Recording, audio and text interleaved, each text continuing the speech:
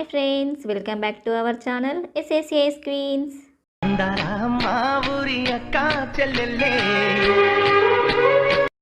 ఈరోజు వీడియో వచ్చేసి అయితే ఇదైతే చిన్న మినీ హ్యాండ్ బ్యాగ్ అండి. జిప్ ఊడిపోయింది.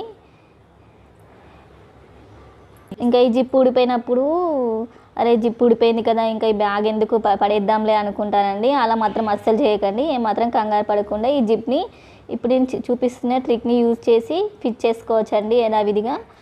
అదే మళ్ళీ మనం బయటికి వెళ్ళనవసరం లేదండి. ఇంట్లో ఉన్న వస్తువులను యూజ్ చేసి ఈ జిప్ని మనం ఫిక్స్ చేయొచ్చండి ఆ బ్యాగ్కి. అది ఎలా ఫిక్స్ చేయాలో ఇప్పుడు నేను చూపిస్తాను, చూడండి. ఈ చిన్న హ్యాండ్ బ్యాగ్ అనే కాదండి, ఏ బ్యాగ్స్ అయినా, లగేజ్ బ్యాగ్స్ అయినా, పెద్ద హ్యాండ్ బ్యాగ్స్ అవన్నీ ఉంటాయి కదండి. ఇలా ఏ బ్యాగ్స్కైనా జిప్స్ ఊడిపోయినప్పుడు ఈ చిన్న ట్రిక్ని ఫాలో అవ్వండి. మీకైతే ఇంట్లోనే ఏ ఖర్చు లేకుండా జిప్ అనేది రిపేర్ అయిపోతుందండి. ముందుగా అయితే జిప్ ఒక కొన తీసుకొని ఈ విధంగా కత్తిరించుకోండి.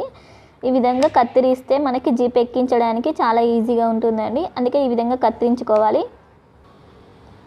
ఈ విధంగా కత్తిరించుకోండి. జిప్ ఎక్కించుకోవడానికి వీలుగా ఉండేలా కొంచెం ఎక్కువగానే కట్ చేసుకోండి. ఇప్పుడైతే ఈ జిప్ ఊడిపోయింది కదండి, అది నేను తీసుకున్నాను. ఈ విధంగా పార్టీషన్స్ ఉన్న సైడ్ నుంచి జిప్ ఎక్కించుకోవాలండి. ఇంకో సైడ్ అయితే ఈ విధంగా ఉంటుంది కదా, అందుకే పార్టీషన్స్ ఉన్న సైడ్ చూసుకొని జిప్ని ఎక్కించుకోండి. ఇప్పుడైతే జిప్ని ఎక్కిస్తున్నానండి నేను.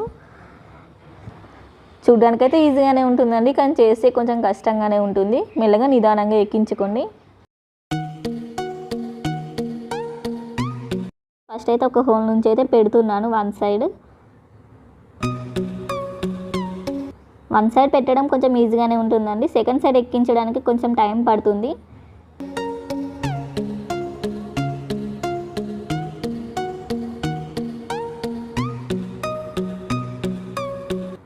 ఈ విధంగా మెల్లిమెల్లిగా ప్రెస్ చేస్తూ ఇంకో హోల్ నుంచి కూడా సెకండ్ జిప్ కూడా పెట్టేసేయండి. సెకండ్ సైడ్ ఉన్న జిప్ కూడా పెట్టేసుకోండి.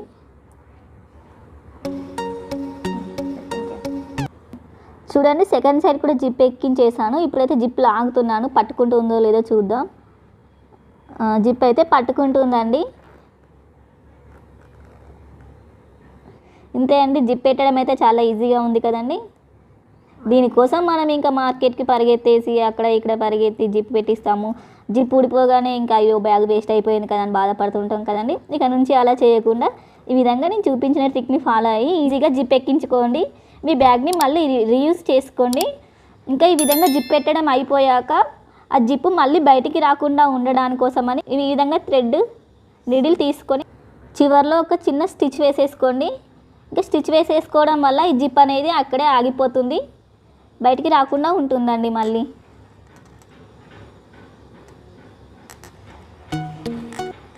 ఈ విధంగా ఒక 10 to 15 knots వేసుకోవాలండి.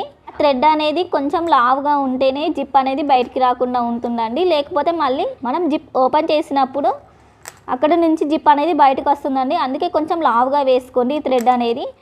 ఇక్కడైతే నేను బ్లూ కలర్ యూజ్ చేశాను. మీరు బ్యాగ్ ఏ కలర్ అయితే ఆ కలర్ థ్రెడ్ యూజ్ చేసుకోవచ్చండి. ఇక్కడ నేను బ్లూ కలర్ ఎందుకు యూజ్ చేశానంటే ఇక్కడ నేను మీకు స్టిచ్ వేసే అప్పుడు డిఫరెన్స్ తెలియాలని బ్లూ కలర్ యూజ్ చేశానండి.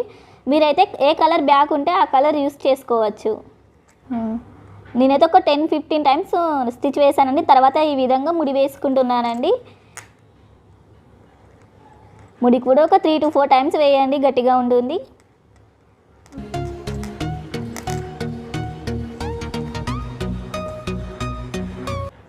తర్వాత ఇంకా థ్రెడ్ కట్ చేసేస్తున్నానండి. ఒకసారి నేను మళ్ళీ మీకు ఓపెన్ చేసి చూపిస్తాను ఏ విధంగా సెట్ అయిందో జిప్ అనేది.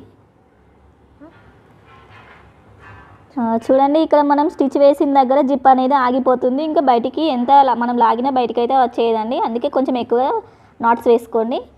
అంతే అండి, చాలా ఈజీగా రిపేర్ అయిపోయింది కదండి ఇంట్లో ఉన్న వస్తువులతో. ఇంకా ఈ చిన్న ట్రిక్ మీకు యూజ్ అవుతుందని అనుకుంటున్నానండి. ఈ వీడియో కనుక మీకు నచ్చినట్టయితే లైక్ చేయండి, కమెంట్ చేయండి, అలాగే మీ ఫ్రెండ్స్తో షేర్ చేసుకోవడం మాత్రం మర్చిపోకండి. అలాగే మా ఛానల్ని సబ్స్క్రైబ్ కూడా చేసుకోండి. Thank you for watching. Bye bye. See you next video.